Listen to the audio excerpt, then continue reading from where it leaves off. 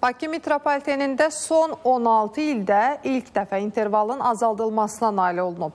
Qatar cütlərinin sayı 30-dan 32-yə yüksəldilərək yeni, daha sıx hərəkət cədvəli tətbiq edilib. Bu dəyişikliklə pik saatlarda qatarlar arası interval 1 dəqiqə 52 saniyəyə qədər azaldılıb və bu metronun fəaliyyətində mühüm yenilikdir.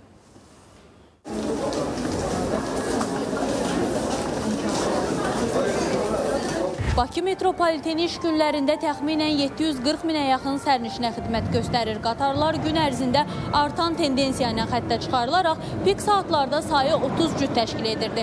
Lakin bu rəqəm 32 cütə çatdırılıb. Belə ki, Həzaslanov Dərnəgül, Həzaslanov İçəri şəhər istiqamətində 32 cüt və əks istiqamətdə 32 cüt qatar hərəkət edəcək. Bu da bir saat ərzində ümumilikdə 64 qatarın hərəkəti deməkdir.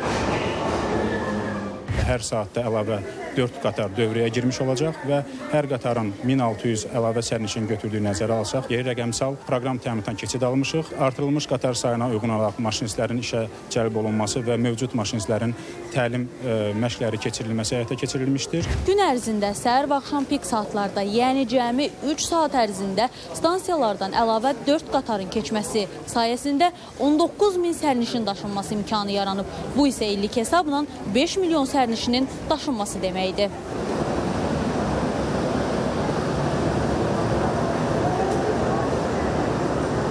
Bugün sərnişinlərin sayında kifayət qədər böyük fərq müşahidə olunmasa belə, artıq sıx saatlarda sıxlığın aradan qaldırılması, sərnişinlərdə olan sıxlığın aradan qaldırılması istiqamətində yaxşı nəticələr əldə etmişik. Əsas hədəflərimiz mövcud kadr potensialını artırmaqla modernləşmiş işin təşkilini həyata keçirməkdən ibarətdir. Emil Əhmədov əlavə etdi ki, müvafiq normativ və təhlükəsizlik standartları nəzərə alınmaqla son bir ay ərzində bu istiqamətdə sınaqlar tətbiq olunub və əldə olunan nəticələr də müsbət olub. 2025-ci ildə atılan bu addım strateji əhəmiyyət daşıyan irəliləyiş hesab olunur. Ağcəl Əskərli, Elvin Muradov, ATV Xəbər.